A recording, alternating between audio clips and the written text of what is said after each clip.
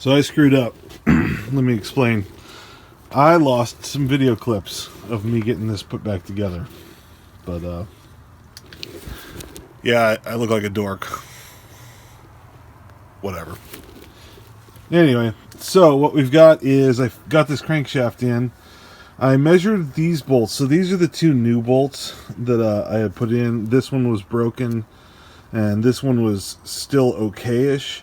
But I did measurements on the bolts. And the length of those bolts, for anyone who's interested, is these are 129 millimeters long. And the one that I snapped, I obviously couldn't measure that very good. But the one that I didn't snap, I could take out and measure it. And I did measure it, and it came in at 132 millimeters. And I measured all the other ones that I torqued up to 88 foot-pounds. And those all were measuring in at factory 129. So I was good there. So it was very interesting. I definitely stretched those bolts farther than they were supposed to go. So what I wound up doing is just doing the usual, just going around in a circle. And this one had 4 steps. And the first step was 37 foot-pounds. Then I went back again at 37 foot-pounds. So I did every pass twice because they do shift on you. And then I did, the next one was 44 foot-pounds. I don't know why they were so close, but they were. And the next one was 66 foot-pounds. And then the final one was 90 degrees. And all the bolts held just fine. Not an issue. So, at any rate, I'm going to take you over here. I'm going to start working on... Turn the light off. I'm going to start working on the rear crankshaft seal. So I'm just going to clean up that area. And I think this is probably all I'm going to do today. But I wanted to show you what Interstate McBee, how they ship their stuff. They really do a nice job. I've already gotten into this one, and I haven't even opened the upper gasket kit, but I'm pretty impressed with it. I really am. I mean, they cellophane it, it's nice presentation, all that stuff. I don't know why I think that stuff matters, but I like it. What can I say? At any rate, join me back in a few. I'm gonna maybe do a time lapse or two, but I'm gonna do some wire wheeling of the old cover, get the old seal out and stuff like that. So we'll see how that goes. All right.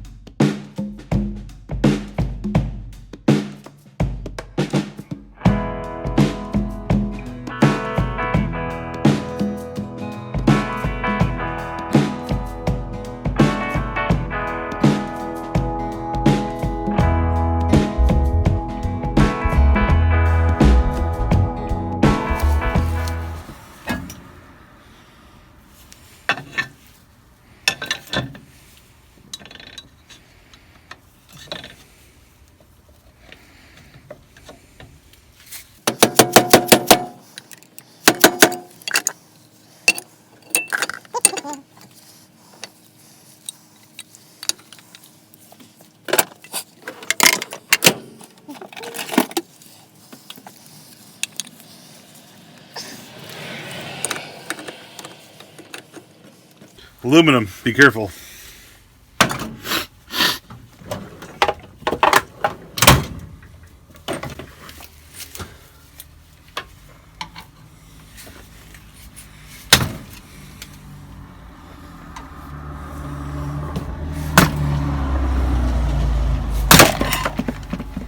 Bye-bye.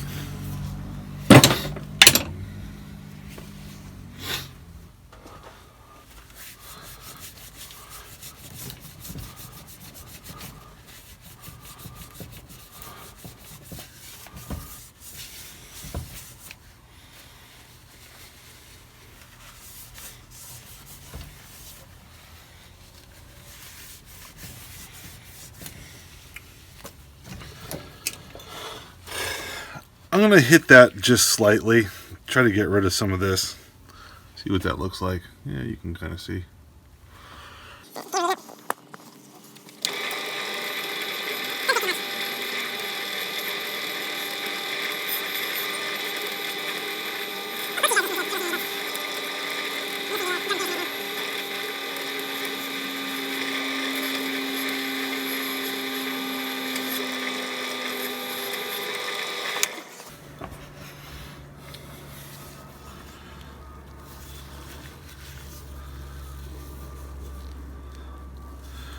It's a little line. I ain't really that worried.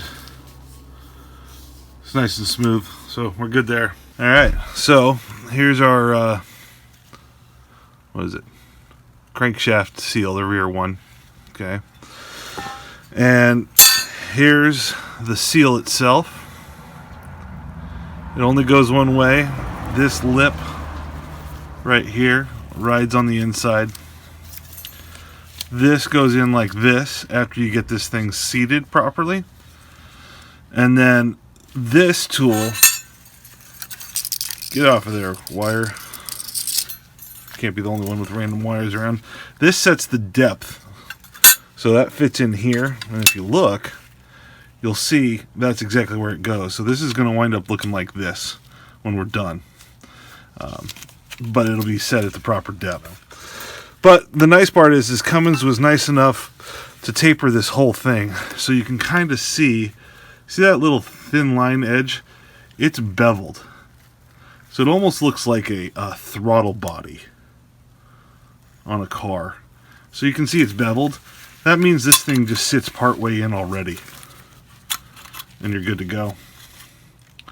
So I don't know if anyone recommends doing anything different, but I usually just start tapping away. I go tap, tap, tap. Tappy, tap, tap. Anyone watches AVE? Just...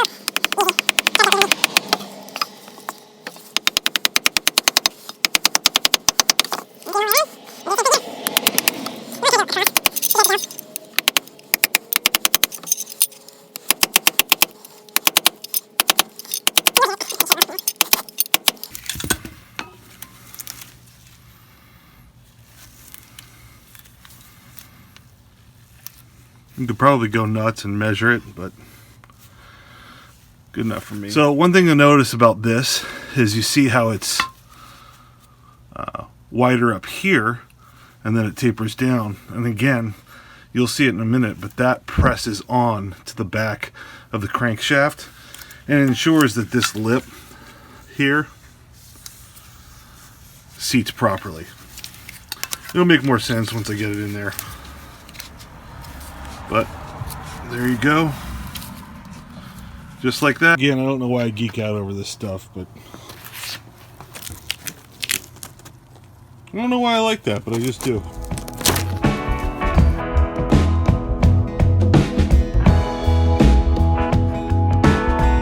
gonna watch me struggle.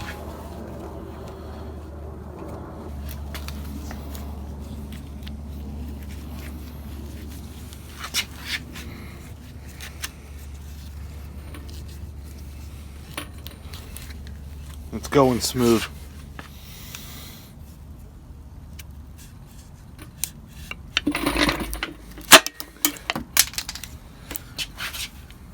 Seal's on. You're like, oh no, what do I do with the gasket? Not that hard. That's why it's arranged in that manner. So as long as you don't slide it over too far, be good to go.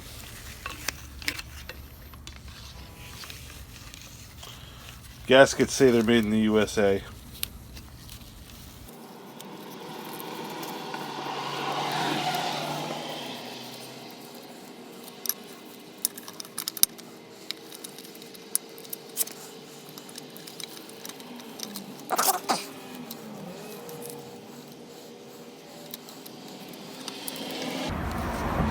There you go.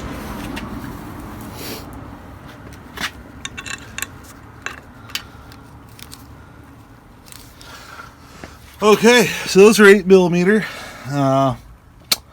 I'm going to go grab some Loctite. I'm going to use blue. It came with red. I'm not really that concerned about it. But what I'm going to do is I'm going to find out what the torque spec is. I'll be back. Alright, so the internet didn't reveal much, but 7 foot-pounds. Foot-pound, 84 inch-pounds. I'm assuming you can see that. 84 of them, huh? It ain't much, let's just put it that way.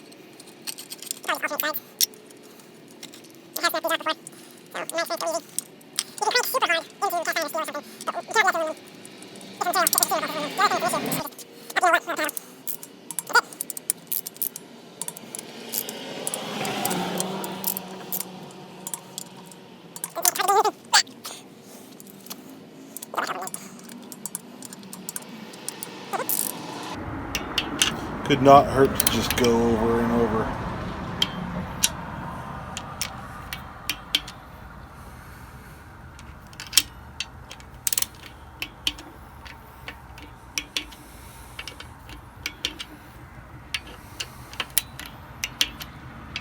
There we go. That's done. And that's where I'm going to leave it for the night. But what I'm going to do is I'm going to take you up here with me. I'm going to show you the lip on that seal. Forgive me, I'm not very good at this. It says install lip dry, so that's why I didn't lubricate it. But you'll see right there is the lip. It's kind of raised out a little bit. Depending on what I do with the light, you can see it. So you just want to make sure that that's going around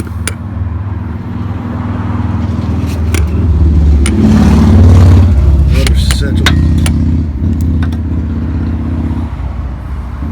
That looks good.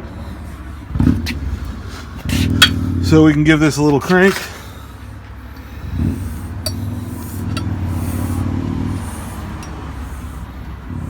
It's all good. Thanks for joining me. We will see you, I don't know when the next time I'm going to get out here and do this, but I will. Promise.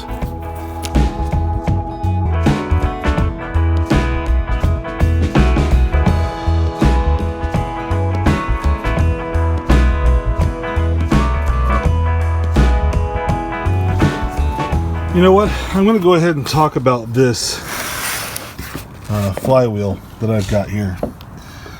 I don't know if you can see it. I got enough paint on there. There we go.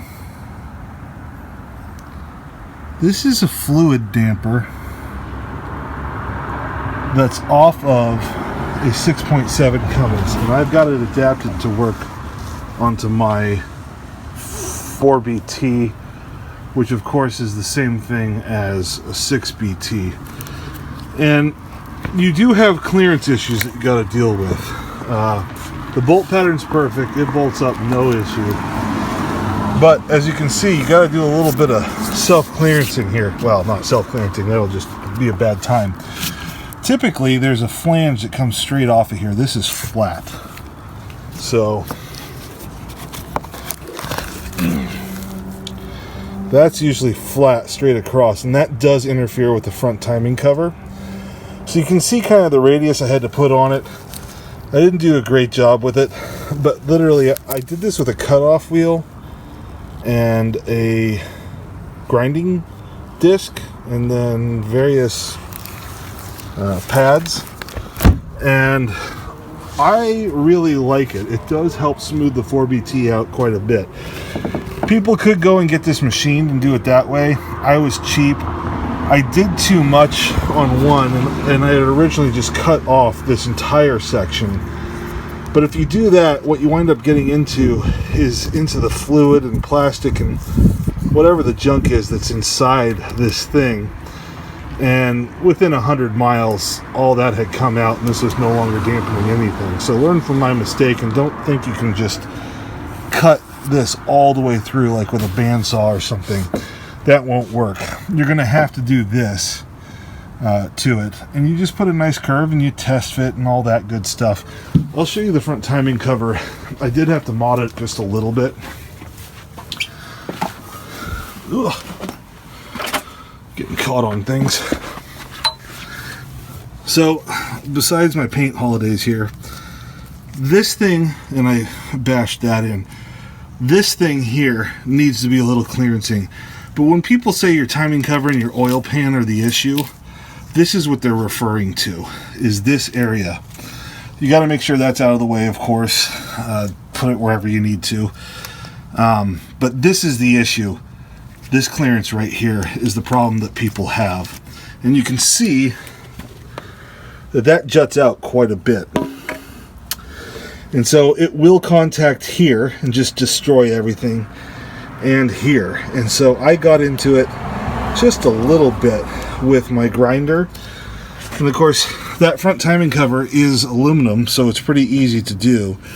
It doesn't take too much. You can even see part of the bolt. Hopefully I won't have to clearance that again, but if I do, I don't really care. It's not a big deal. But with the mod that I did on that one over there, on that flywheel, or damper, it's called as a damper, and a tiny bit of clearancing here. Let's see if you can see that. There you go. Sorry, it's shaky. You can kind of see what I had to do.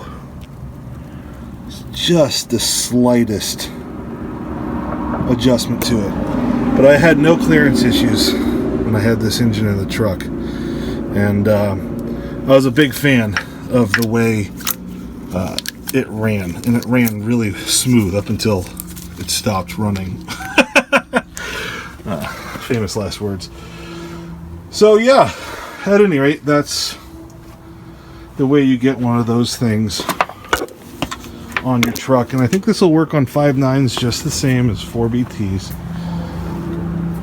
But the 6 cylinders are much easier to get balanced properly. You can get these for like $100, sometimes $100 or so shipped. Let me find the part number. Let's see.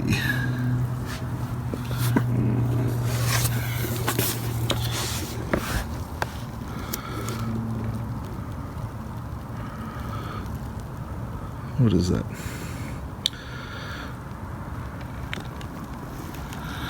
3285679. That's funny. Yeah, 328 or something. I'll look it up. But it does work. It does work just fine. You just need to spend some time clearancing it. There's another view of it. Get out of the light. So yeah, it's really tempting to try to take it off right up here, but it won't work. You got to leave that material there. And I'm only running a 6 rib belt on my truck, so I don't need the extra 8, but I have a feeling that it would run just fine, so I was just careful on it. But that's kind of the camphor you got to put on it. And it's just a custom one-off thing.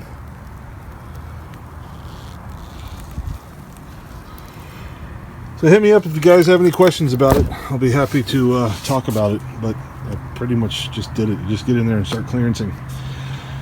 Get there with a grinder and go nuts. Alright, talk to you fellas later. I'm assuming, I mean, maybe there's some diesel chicks out there. I don't know. But there you go.